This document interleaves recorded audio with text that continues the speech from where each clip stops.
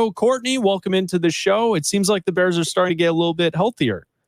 Yeah, that was my biggest takeaway today. It was a lighter practice. They were in pads, but ahead of what I believe is going to be about a 2-hour and 30-minute practice tomorrow. They tried to take it a little easy, but good sign for them that we saw Tyreek Stevenson and Kyler Gordon back with the first-team defense and secondary during most of the team drills. I think it was a 2-minute drill where Stevenson wasn't out there, but you haven't seen them for a couple weeks now. And I could tell things were starting to ramp up when we were in Buffalo last week, and I saw an early morning rehab workout for the two of them. And so they've been gradually getting back up to, being able to play in 7-on-7 and then team drills, and then Montez Sweat being back out there too. And Nate Davis, this is 2 days in a row. Yesterday was in shells. Today was in pads, but a full practice for Nate Davis today at right guard. And outside of, the same sort of injuries that we've seen hold guys up, DeAndre Carter, Colin Johnson, Brett Rippon was not out there today. Not sure if that's injury related or not, but he was not at practice. It seems like things are trending in the right direction for the team as they get ready for preseason number 3 and the joint practice. Do you think that Nate Davis will practice in a hard practice tomorrow with the Bengals? He's got to if he's healthy. I know that, there's the idea out there that he may be behind now and at risk of losing his job, but Ryan Bates isn't practicing. So this is an opportunity for Nate Davis to cement himself as the right guard that the Bears paid for and the one that they believe is capable of being a starter when healthy and when available. So there's no reason to believe that he will not be practicing tomorrow. And it's a huge opportunity for him here with two-ish weeks left of training camp to show that he's still an asset to this team and that right guard job should be his. Jurko was kind of mentioning to me earlier, Courtney, that getting the wake-up call and being called out should kick Nate Davis into gear. If he's not going to get it now, will he ever really? We hope. Yeah. Right. And so that's kind of the thought process is why I was asking about that. It's because it feels as if anytime the pads go on or they have a tough day, then we see Nate Davis go missing for a few days and he doesn't really string together a few practices to kind of take command of that position. And it's hard to get in a rhythm when you're constantly in and out. And, there's a difference between hurt and injured. I think we all know that. And soft tissue injuries are, oftentimes that's at least the way that is in the NFL. And I know that this is something that I've had conversations with coaches and with people around the league. A lot of times players are viewed as the ones, we put the onus on players when it's a soft tissue injury and something that may or may not be preventable. But what we know is that Nate Davis has a lot to prove.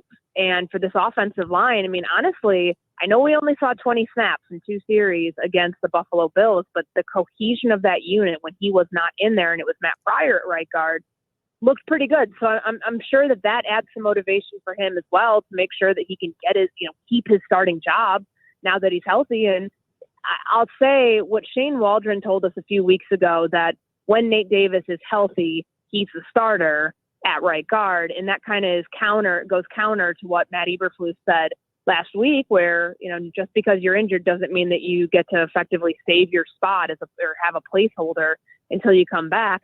It's important right now. These are really, really critical reps for Nate Davis to make sure that he can get into the game on Saturday. If they're going to play their starters, we don't know yet what the plan is. We won't hear from Matt Eberflus until after practice tomorrow. But he's got to prove that he is can be relied upon. Your best ability is your availability, and he hasn't shown that at any point of his Bears tenure so far. So this is about as critical a 2-week stretch for him as any other player on this roster. When we take a look at the way Booker played, even Daniel Hardy, the way they were able to pressure the quarterback, does this give him a chance to go against a little bit of better competition? Do they get promoted to go at least see the second team for Cincinnati? I think so. I think that this is going to be an opportunity for the two of them specifically. And, Montez Sweat was back today, so he'll be chasing down Caleb Williams during 11-on-11. It's almost like he didn't miss a beat. Like, you watch the guy out there and you're like, okay, what injury? So that's a good sign for him. But, Hardy and Booker have been their best backup defensive ends and, really running in with these substitutions that they have on this roster. So At the beginning of camp, I thought that guy was going to be Jake Martin, given his experience in the Colts defense and given his, pro experience overall. But injuries have kept him out. And we've seen him back for the last 2 days, but how much time he has before he actually gets in the pads, we'll see. I think Booker's got a prime opportunity here to hold off someone like a Dominique Robinson who knows the pressure that's on him year 3 to make this roster, to crack the depth chart, to show that he is still a vital part of this pass rush, or can be. And same with Daniel Hardy. I mean, for someone who, was a practice squad guy before and has been around, but to have a chance to actually make the 53 as being part of what this pass rush is, prime opportunity for the two of them after, I think it was 2.5 sacks for Booker the other day in Buffalo. And I believe Hardy had 1.5 or maybe even 2 himself. So this is the chance to build upon that when you get to see another offense for a change before you even get to the game. Courtney, I feel like the Bears are trying to make fetch happen with Velus Jones Jr. at running back. What have you seen from Velus at running back to this point? I mean, the running back thing's cool, but did you guys hear his 6-minute soliloquy about his late pet ferret Comet? Tell us about it. Sorry, Crash. Crash is the ferret's name. Did you guys hear that? No, I saw your tweet about it during the press conferences, but I did see he mentioned it during Hard Knocks last night. Tell us about what he said today. A small blip on the radar that ended up becoming either a filibuster or maybe this was just the best part of training camp so far when we heard about this. But, all jokes aside, Velus is a running back.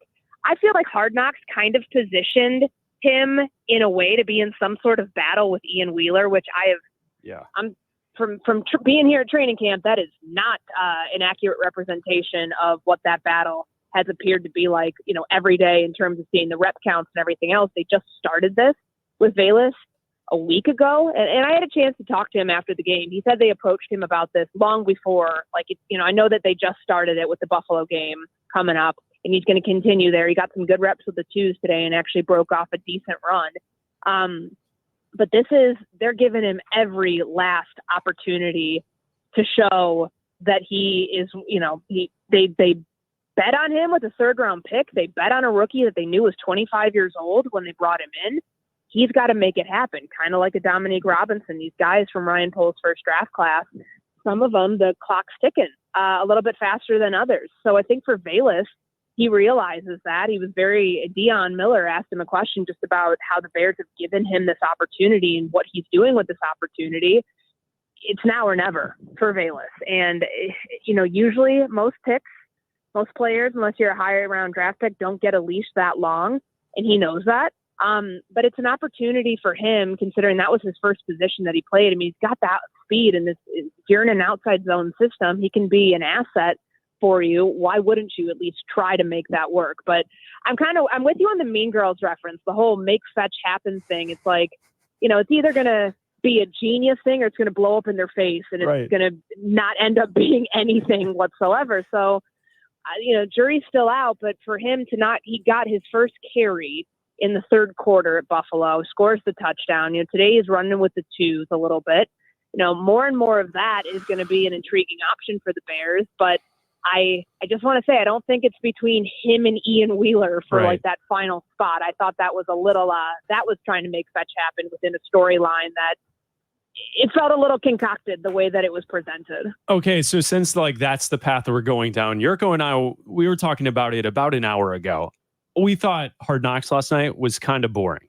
What did you think from the episode? I thought the stuff with Caleb Williams and the stuff with the coaches talking about the roster and behind the scenes stuff, I thought that stuff was outstanding. I thought everything else was kind of lackluster. I want to see more of that. I thought the conversation with Harry Freed, who, does all of that stuff with the officials. I didn't know there were 17 crews out there. I learned something coming out of that interaction where, it's something you've got to play to your strengths. I mean, we all know about Justin Fields and not getting the calls from certain officials. I mean, certainly when he gives himself up as a runner, Caleb Williams hopefully won't be in that same situation just in terms of what he's doing out there. But you've got to make nice with these people. You're going to be seeing them if you're playing in the NFL for a long time again and again and again. You don't want to ever have officiating crews that you're like, damn, this is on the docket this week. Like, Right. I know I'm not going to get the calls, but I loved seeing that. And bump it. Like, HBO doesn't pay me. So I'm with you. I think it's boring. I feel like it's sanitized team content, and that is my honest opinion about it. The only Hard Knocks that I've watched in the last couple of years that has kept me intrigued from episode 1 till episode 3 or 4 is what we saw with the Giants. I thought that was content you're not going to get anywhere else. I was a little surprised just because the team does have the ability to, sanitize what's in Hard Knocks and what's not. But I was very impressed with that. I'm not impressed with this. And I also just don't, it's not an accurate representation that they don't swear. I'm sorry. Like, I don't know what that's trying to protect people from, but that doesn't happen in any football team. Hell, I hear it on the sideline. Yeah. So it's a little weird to me that, I get it. Like, there's a lot of intrigue around this team. They want to appeal to everybody, but you have a gold mine of storylines here, and you're taking DJ Moore to the ice cream museum. That's what we're doing. Yeah, I'm Like, with you. Seriously, that's what we're doing here. That is what Hard Knocks is becoming. Like, I want to know more about the relationship between DJ and Keenan Allen and DJ and the quarterback, and what this wide receiver room, how good this wide receiver room can be. Maybe that'll be in episode 3. I don't know. Keenan Allen, when he was on with Kay Adams last week, was kind of teasing or foreshadowing that, we're going to see some really cool stuff with him. I'd love to see that. I'm watching it because I have to, but I am not, honestly, I'm not intrigued by Hard Knocks because it feels like just sanitized content that has a PR film over it. I'm totally with you. Watching it last night, I could tell that it wasn't grabbing my attention because I kept looking down at my phone. It was boring. I kept Me doing too, after it finally came on, no less. I mean, let's not yes. blow past that part about available to stream on Max in the email, and then it's not on my HBO Max until 9:15 last night. Yeah, an hour and 15 minutes late. I'm with you. I started watching Dune because I was waiting and I was logged into Max. So I just started watching something else, and I finished the movie before I went to Hard Knocks. But yeah, it seems like it's sanitized. It seems like we're featuring the Care Bears, and it's not actually NFL content. I don't know. It's just not really for me. At some point, I feel like that NFL films and HBO will have to. They're going to have to find a different way to do this. It was a great idea in theory years ago when it first started.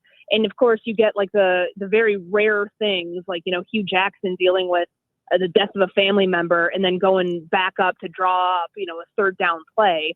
Like, you saw something that you just didn't typically get, the curtain pulled back on in those early seasons of Hard Knocks.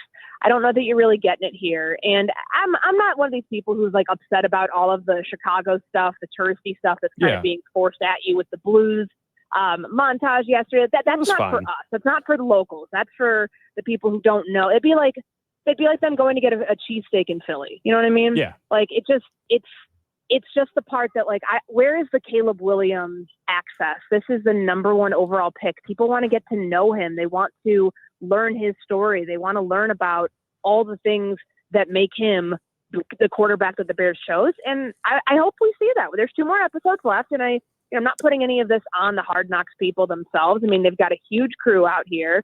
I'm sure they're editing around the clock. The team at the end of the day has editorial control over what goes out over the air. So if anybody's upset about Hard Knocks, then you kind of got to point the finger at the Bears because they're the ones who control it at the end of the day. Courtney, is there anything we need to know about tomorrow's practice at 1:00 with Cincinnati? So it's supposed to rain. I'm going to be really curious to see how they adjust to that. From what I had heard today, they'll go inside the Walter Payton Center. I don't know how you can fit 90-man rosters in there and get the work in that you want done.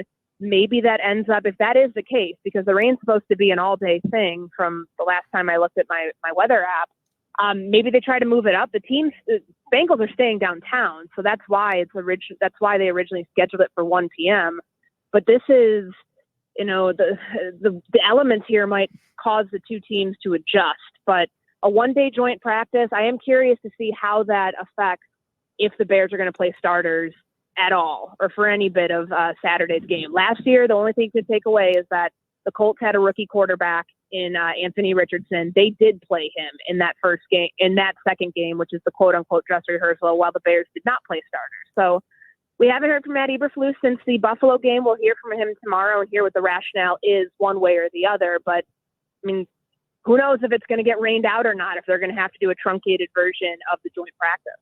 Courtney, before we let you go, we have a segment here on Carmen and Jurko where we're counting down the days to the NFL season. We're 22 days away, and we do a list of lists. So every day it's a new list. 100 days. We've been doing this all summer. Today's list was your favorite conspiracy theory. Do you have he's right up my alley. Yeah, exactly. Well, and Nick on Twitter reminded me, so he wanted me to ask you, do you have a couple of favorite conspiracy theories? I mean, what's the one that Abdallah and I always talk about? The Malaysian Airlines plane. Yeah, whether it landed in Kazakhstan or whether it crashed in the Indian Ocean. That was mentioned. That's a great one. I mean, that's got to be way up there. JFK, I think that's a pretty easy one. That's low-hanging fruit, but that's we all had definitely JFK. top five. Yep. We had that. Shooter theory. I mean, I can be convinced either way. Moon not landing. to get dark here, but Building 7. I mean, those are some really good conspiracies that I still have not gotten the answer 9/11. to. Building 7. Okay. So all right. I should probably stop before I get myself in any trouble here. There's no trouble. No, it's a safe zone. No, Courtney, do yourself, if you haven't heard this one, Courtney, do yourself a favor. Stevie Wonder isn't really blind. Wow. Okay, I have heard that one. I have heard that one, and I mean, oh God, I'm just going to stop before I get ahead of myself here and get myself fired about the other one I was going to say involving another former athlete. But Courtney. Well, we mentioned OJ. We also mentioned John Benet Ramsey. That case that was mentioned. What was the conspiracy with her? That her parents killed her? Well, it's the parents or the brother. The brother. Oh, it's one of those two. The brother like a lot older and a weirdo. Yeah, and allegedly, the conspiracy is that the brother did, and then the parents covered up the situation. Okay, I'm going to go back inside and do some research on that. Remember, I'll get back to you guys. I'll do my own research, as they say, as Courtney, really intelligent people say. Courtney, yes, Jurko. You can always offer your opinion. You don't live in England, okay? Oh, jeez. I don't know if my employer would agree with that, but I'll just tell them that you told me I could. Yes. Thank you. Thank you, Courtney. We appreciate it. Thanks, guys. If I get fired, I'm going to be blaming You're all not. of you. You didn't mention half the stuff we did. Yeah, Jurko mentioned 9/11, so it's fine. Courtney Cronin, ESPN Bears reporter, and also for us here at ESPN Chicago. Absolutely fantastic. She loves that stuff. I knew that she would have an opinion on the conspiracy theories. Shout out to Nick. Nick tweeted me during. Her and Adam talk about it all the time. Apparently they do. Apparently we're left off that text thread. That's right. We must be. Thank God. Thank heavens. Kevin Zipak is here today producing this show. He has a great segment idea. We will give that to you next, Jurko. That's coming